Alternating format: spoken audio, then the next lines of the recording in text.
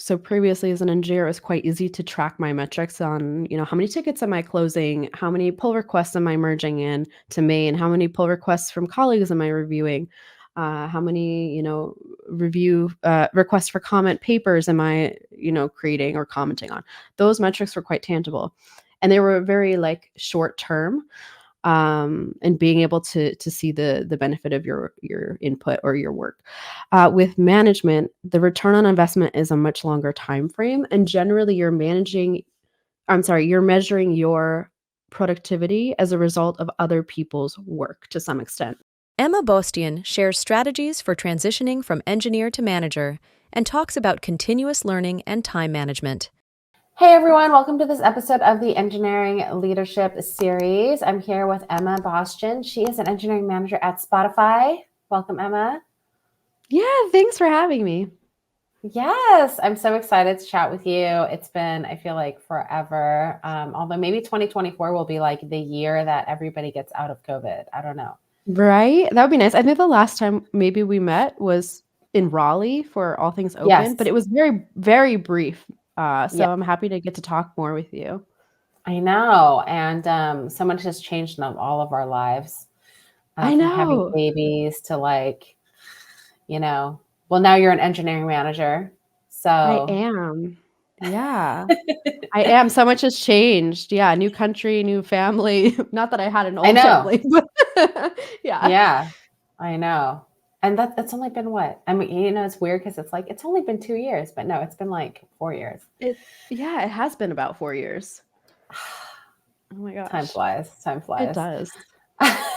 Okay, so you've been an engineering manager at Spotify for about a year now, is that right? Yes, about a year. Yeah, I was an engineer there for about, oh my gosh, was it 2? No, a year and a half, and then I had a baby and went on parental leave for 9 months thanks to the Swedish system. Very, very helpful, and when it was during my parental leave, I interviewed, for the EM role on my team. My team was expanding to 3 teams, and there were some open positions, so I interviewed and transitioned, in actually on a Halloween day of la oh my gosh, 2022. 2022? 20 I don't Yeah, know. The years 2022. the yeah, oh my gosh. Like right after your maternity leave ended, basically. Yes, Finished, yeah. exactly. My first day back, I came to a new role. Woo! Fun. Yeah, I know. So what was that transition like? Like what's did you have any expectations going in, like going from developer to manager? Did you know what you were walking into? Yes and no. It was strange because I had previously worked with about half of the team members, and then we had hired on some new ones. So I knew half of the people already, and they were previously my peers slash friends. So that was a little bit like I messaged them individually. I'm like, "Are you cool with this? Like, we'll work through it if like you have any concerns."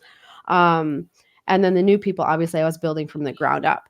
Um, but I had a previous manager at Spotify who made the same kind of transition from engineer to engineering manager after parental leave, and she found it really difficult, and we had talked a lot about it. So I think my expectations were pretty realistic about it's going to be difficult because I have 9 months worth of technical competence I need to reattain, and then on top of that I'm learning a new role. So I think setting those realistic expectations helped a lot, but um yeah, there were some hurdles that I had to get over for sure. Yeah, it sounds like you had like a really good mentor though, kind of like talking through the process. I don't know, Yeah, mentor, I confidant or don't whatever. my manager he was still my manager when I came back. So went up to a senior EM position and I took his role actually. And he was excellent. So from day one he was like, "I want you to feel that you have the autonomy to make decisions and mistakes, and I expect you and want you to make mistakes." And that really gave me the freedom to learn. Like I always had those guardrails if I needed them, but I didn't feel constrained within them. So that was really it took me about, I would say, 6 months to feel more confident, with the role. But after that period, I think I gained some confidence, I gained some knowledge, and, I've been doing much better in my opinion, the past 6 months. What do you think are some of the like challenges in the first year that people should be aware of if they're transitioning? For me, the biggest one was, how do I measure productivity? So previously as an engineer, it was quite easy to track my metrics on, how many tickets am I closing? How many pull requests am I merging in to main? How many pull requests from colleagues am I reviewing?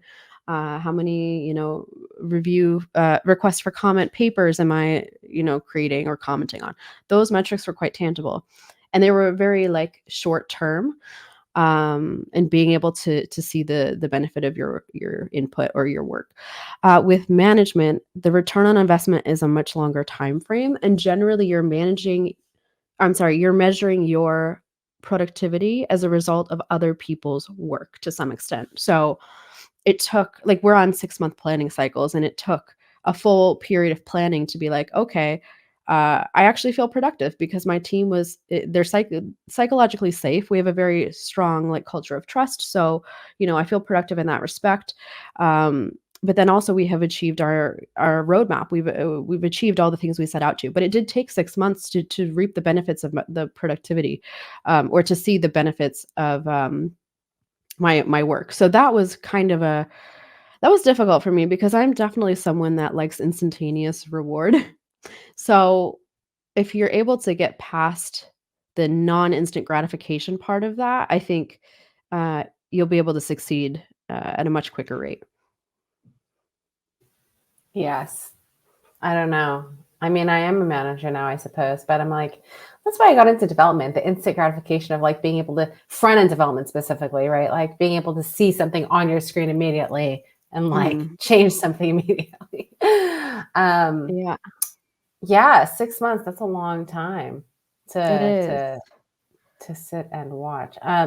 What about like I know you said before that like your team is pretty senior. Mhm. So how do you manage a team like that? Like especially, Mhm. I mean, I don't know where you ranked with them or if you like are your skill sets as an engineer like equal to them or were they less? Oh, absolutely less. I was at a massive knowledge and skill deficit to them, but that was to be expected, right? Like, I have folks on the team. I have one of the highest tenured teams in the company. I have folks who've been there 11 years, several of them, Mhm, and for me, that was a massive blessing, because I'm able to go to them and ask any question and get a non-judgmental response. And I was speaking with my tech lead, product area lead, and he was asking me what was the most difficult part of this job for you? And I said, frankly, it's me worrying that if I ask a question, my peers or colleagues might look down on me for not already knowing the answer to this, mhm, something maybe I should have already known. And he said, "Well, do you know that they'll think that about you, or are you just making assumptions that people are gonna think that?" I'm like, "That's a good point. I guess I'm just preemptively assuming people are gonna look down on me for asking questions I should know the answer to." And he said, "People are gonna get more frustrated with you if you don't ask the questions and kind of wait it out to see if you figure it out yourself. Like, it takes so much less time just to ask." So, um, circling back, having a highly tenured team gives me the tools that I need to be able to find the information, like, within a few seconds, where, a more junior team, if I was, more senior than them in technical expertise and product knowledge, it would be more difficult, for me coming back from 9 months of parental leave into an EM role. So, for me, it was a really great transition. I know it could probably be difficult, like, it really depends on your perspective, right? Um, if you're looking to come in and make a massive impact and get people promoted and have people, like, grow their skills super, super fast, having a highly senior team might be difficult for you because, you know, um, there's maybe not as strong of a desire or like a driving motivation to like go out and seek a promotion for people who've been there that long, or, maybe they already have a lot of the skills that they need. So it's a slower learning process. It really just depends on your perspective. But for me, it was an absolute blessing to have a highly senior team.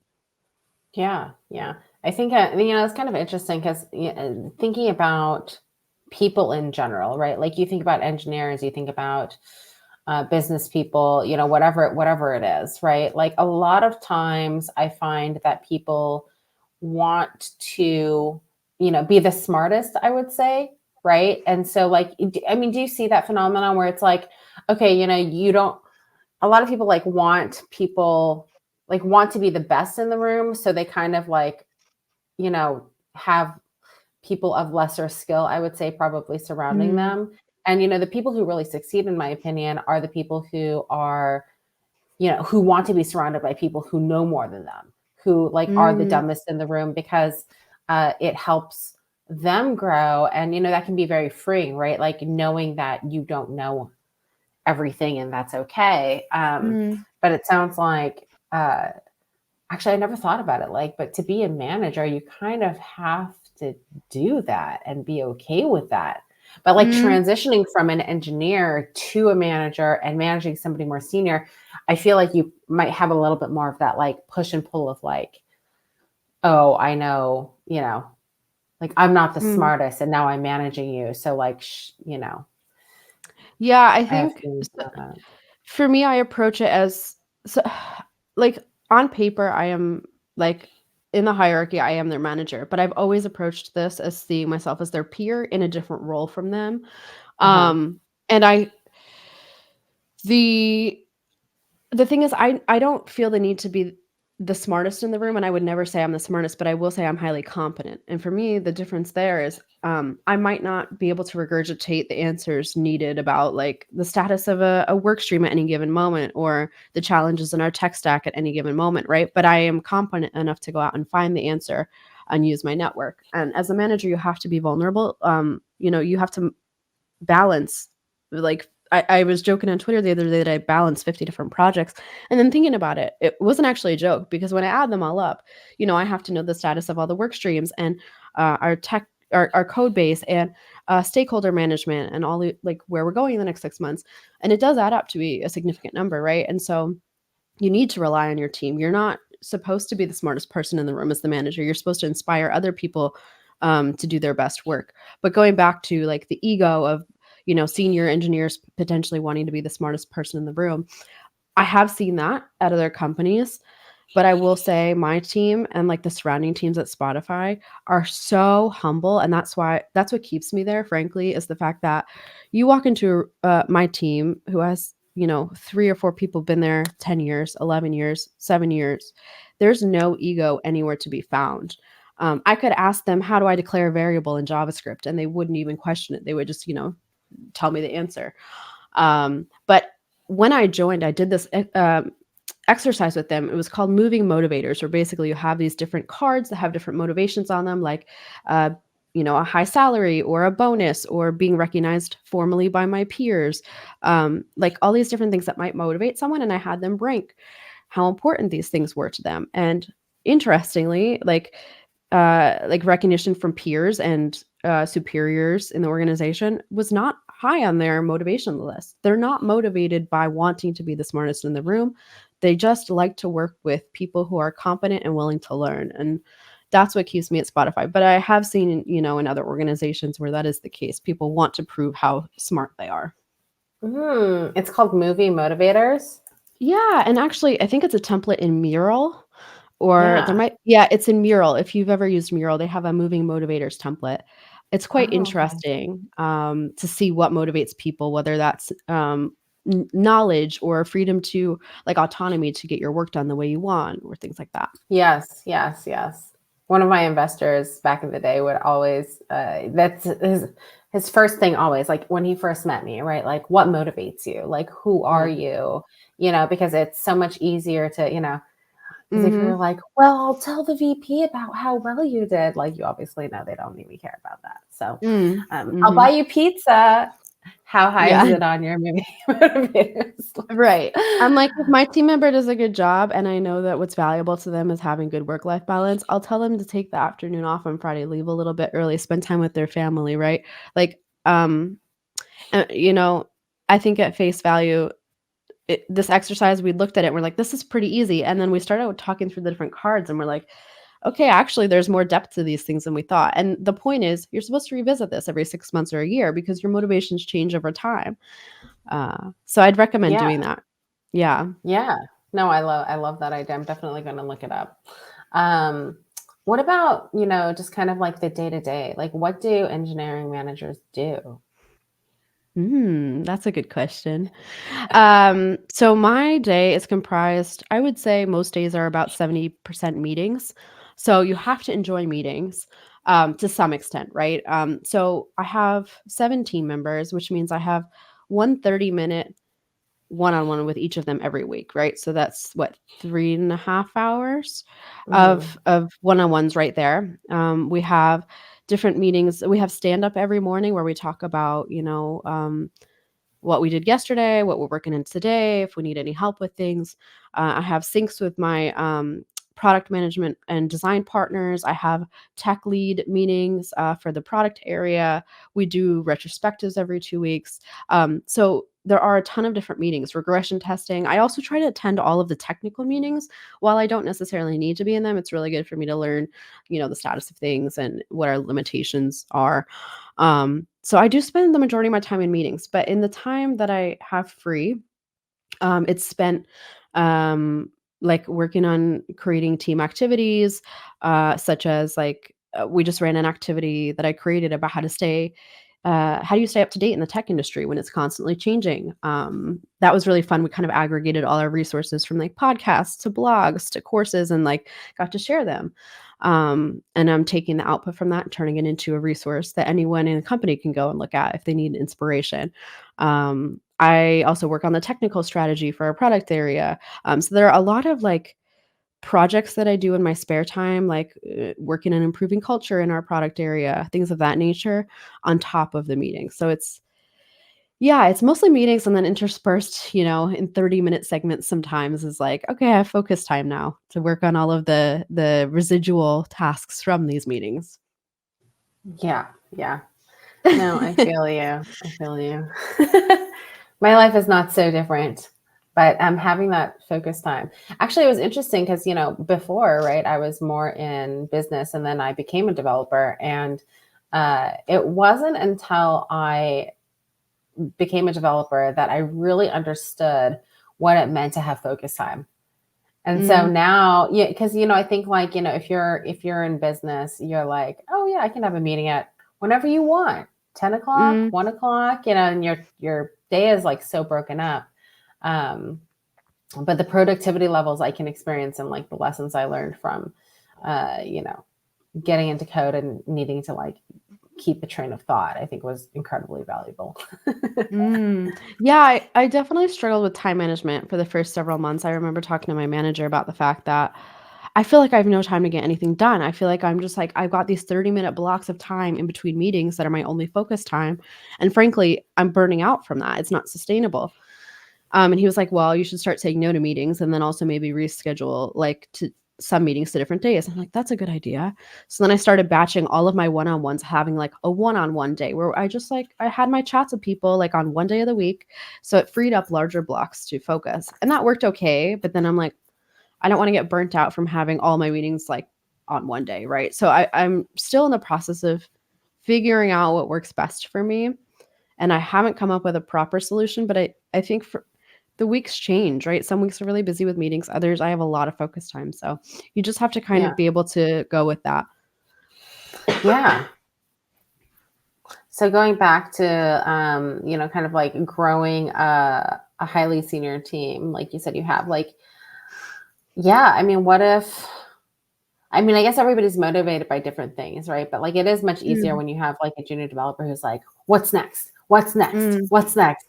Or at least to be able to see like the impact that you can have on somebody's career. But when somebody is so high up, like how do you how do you grow their skill set? that's a good question. One of the first activities we also did was a skills assessment where we had these 4 quadrants. And I think Carol is it Carol? No, it wasn't Carol Dweck. It was another, I can't remember who came up with this graphic, but it's essentially a chart that talks about like what skills you're interested in and subsequently good at, what skills you're interested in but aren't great at yet, and the skills you're not good at, um, Ooh, and I don't like like, and the that. skill yeah. So I had people plot their skills on this 4-quadrant chart, um, so we could kind of see who's a domain expert in TypeScript or who's a domain expert in, React, testing library, right? And then we match that up with the skills that they're interested in but don't know enough about. And so they were able to see like, oh, like this person on the team knows a lot about React testing library. It's something I want to learn more about. Maybe we can pair up. Mhm. But it also allowed me to be like, oh, okay, like Sarah wants to learn more about CSS this year. Well, I have some CSS resources that I can share with her if she's interested in taking a course or reading a book or etc. So there are skills that people are always interested in learning. It's about finding that sweet spot of like what's something they're interested in that they haven't had time to learn and matching them with projects that fit that, like being able to learn that. Yeah. Yeah, yeah. I Um, mean, go ahead.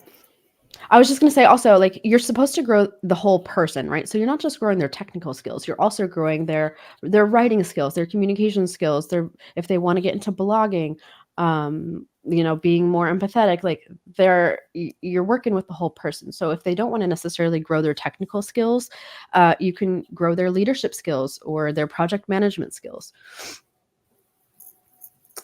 A lot of engineering managers lately have been talking about like, going back to being an IC, or like we see that Mm, path a lot, right? Like, what would you say? I mean, why do you think people go back to being an IC, and why do you think people stay in engineering management? mm. I think there are a couple factors that can lead someone to transitioning back to an IC. The first, in my opinion, is that people miss coding. They miss delivering features for a product. And that's totally valid. Like as an EM, I don't really do any coding. Frankly, like I don't think that there's an expectation on me as an EM at this company to deliver code. Some companies actually have this kind of hybrid role where as a leader, you're also expected to deliver code, but I'm not personally expected to. And frankly, I don't miss it. I don't miss coding. I was kind of burnt out from it. It was never a huge passion of mine. I liked the beginner side of code, HTML, CSS, JavaScript, and then some React, but anything deeper than that just didn't interest me so much. So I don't miss it, but there are people who really do miss it. And I think that's one big reason people transition back. The second is if you get into engineering management for the wrong reasons and those reasons aren't paying off like you expected them to.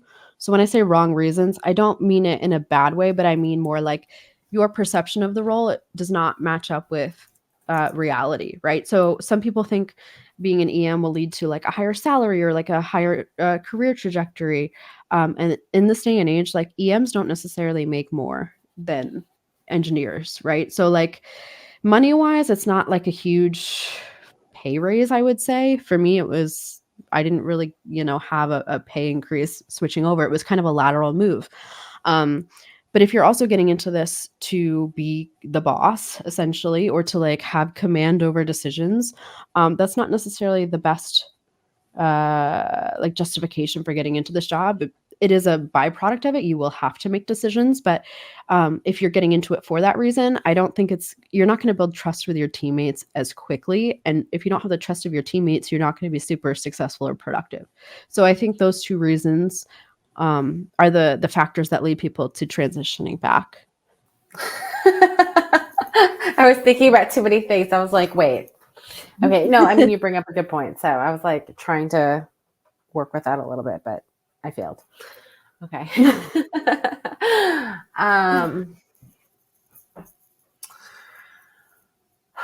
Okay, we covered most of it. Is there anything else you want to, say or cover, or questions you want me to ask? Um, I think one more thing that might be interesting to just touch on is like what it means to be a good manager. Okay. That might be an interesting little discussion. Yeah. Okay. So what do you think it takes to be a good manager? So this is something that I've had to learn the hard way. I am a people pleaser. I like everyone to get along. I don't like conflict. And unfortunately, this role does not work harmoniously with that outlook on life. Being a good manager does not mean everyone thinking you're a good manager. And that was a really tough lesson for me to learn. You're going to have to make difficult calls. You're going to have difficult conversations. And the reality is the people on the other side of the screen or the people on the other side of the table might have a different perception of reality than you do. Um, and in those instances, you have to be okay with disagreement about you as a manager. And, maybe you have a difficult conversation with a team member where that you're making the right call. You've discussed it with your manager and maybe, two levels up, or your peers, and they all agree that this is the right course of action. But the team member does not agree. They have a different perception. And you have to be okay with them not agreeing and them thinking that you're not a good manager. That was a really hard pill for me to swallow. Um, it's kind of the same with being a parent, right? Like, I have a 2-year-old, and right now, she doesn't want to wear her hat and gloves, and it is -14 degrees Celsius, which is about 6 degrees Fahrenheit outside. Now, part of me wants to be like, "Okay, go reap the consequences of your actions and learn the hard way."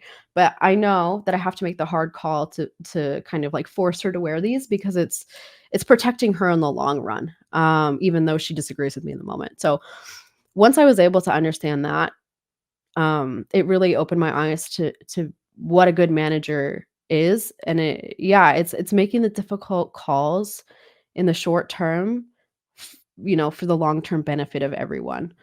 Um, yeah, that's one aspect of it, but I think that's one of the biggest revelations that I've had. Well, cool. So, how do we find out more about you? I mean, I know you like tweeted some stuff about engineering management. Like you said, oh, it was just 5 days ago. The hardest part of engineering management for you is context switching. Yeah. But are you talking about engineering management anywhere? I actually am speaking at a conference. It's called Dev World in Amsterdam in about a month. It's on the Uh-huh. 29th of February. So that talk is going to be, how do you know if switching to engineering management is right for you? I'm also going to be blogging a bit more about engineering management on Friend and Masters. They've started a new blog that Chris Coyer is running. I'm very excited to work with him and come up with Ooh, some fun topics. exciting. But it's something that I wanna be more like I wanna share more of my knowledge about. I've just been a little bit slow as I didn't wanna preemptively start, like, sharing my knowledge or learnings because it does take time to acclimate. But yeah, I think slowly I'm gonna start producing more content and chatting more with people. But yeah, until that time, I think Twitter is probably the easiest place to keep in touch. Nice. Okay. And it's very easy. It's just your name, Emma Bostian, Yes. on Twitter. So definitely check her out. And thanks everyone for listening in, and we'll see you next time. Before we get back to our conversation, we wanted to say thank you to This.Labs, who is the sponsor of today's show.